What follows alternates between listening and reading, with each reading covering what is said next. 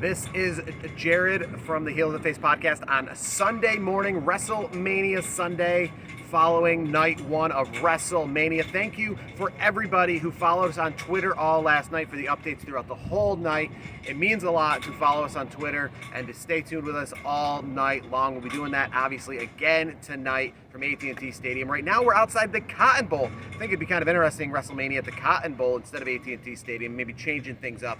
But either way, the second most famous stadium in Dallas, and actually right around the corner here, most WrestleCon stuff is happening right here at the Texas State Fairgrounds, but we're outside the Cotton Bowl, famous stadium. But that's not where WrestleMania was last night, AT&T Stadium. A quick recap. I'm not going to give you the 30-minute build. I'm just going to try to recap as much of the biggest moments as I can, especially from being there in person. Some of the big moments I will tell you is that the detail for this WrestleMania was much better than those in the past, especially last year in Tampa, and well, even more especially for the year before, because I'm talking about the banners outside the stadiums were everywhere. This truly felt like WrestleMania was supposed to feel. It is 2 nights of WrestleMania, and last year felt a little generic as 25,000 each night, but last night it felt like if they just added the Brock Lesnar-Roman Reigns match, that could have just been WrestleMania all by itself without needing it to be 2 nights.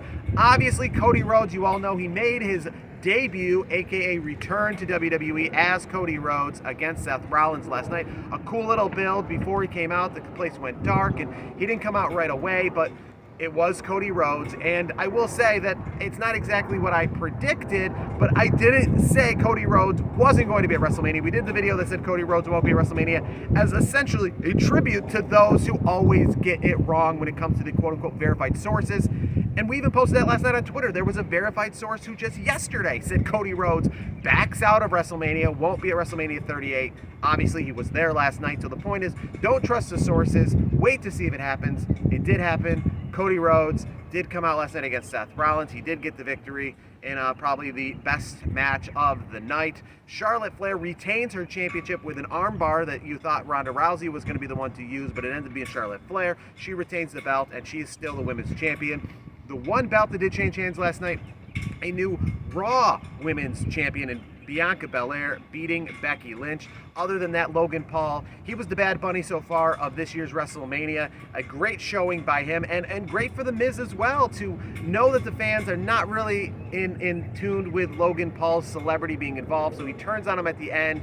Kind of an interesting moment there. So you got Miz being hated, but then kind of liked at the same time for turning on Logan Paul. But Logan Paul, a great showing, and really, I mean, what else would you expect? I mean, last year he was kind of handcuffed in what he could do. He was just a special enforcer in the KO versus Sami Zayn match. There wasn't really much he could do.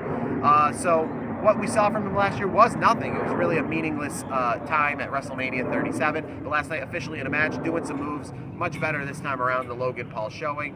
Other than that, Rick Boogs, good for, I guess, Rick Boogs and Shinsuke that they didn't win the championship, because it looks like a pectoral tear for Rick Boogs last night in the championship match against the Usos that kicked off WrestleMania. They didn't win the belts, as I said. The Usos retained, but good thing that they didn't, because it looks like they might have to vacate them, as Rick Boogs might need surgery. And then the show ended out with KO versus Stone Cold Steve Austin. Started with the KO show, turned into what a lot of people thought it was going to be a match. Originally, Stone Cold didn't look that great, obviously, right out the gate, but then it was a 20-minute match, no holds barred, went into the crowd. Stone Cold even took a bump onto the concrete. But in the end, what happened is, you know, he got the victory as expected. Stone Cold ends the night, as we all knew, with his music playing, but us leaving AT&T Stadium.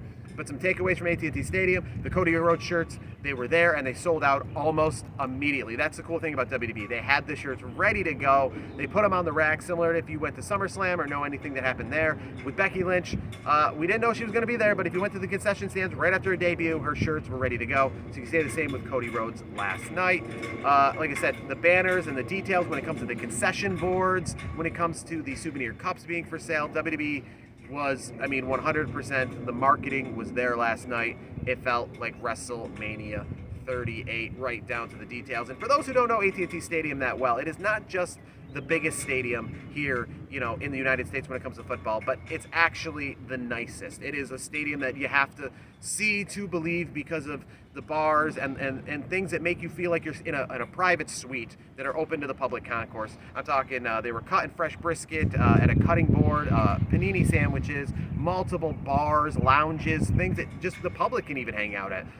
So it really felt big time last night, and I think it's just really cool because with all this stuff going on Saturday night, WrestleMania going against whether it be the Final Four, the NBA, the NHL, literally a smorgasbord of Saturday night April events, and yet when you were there, it felt like WrestleMania Sunday. It felt like it was the only thing in town. Nobody was there, had their minds elsewhere. And as for the reported crowd of 77,000, those at home are debating, is that an inflated number? I will say this much. It did not feel like the 101 reported that were at WrestleMania 32 a couple years ago, where everyone was really jammed in there. But I will say that if you've gone to any WrestleManias in the past, whether they be MetLife Stadium, the Citrus Bowl, the Superdome in New Orleans, the crowd was the same. The crowd was there. It didn't feel empty. There was no tarped off on the TV side kind of crap going on. It was a real WrestleMania-sized crowd, full stadium.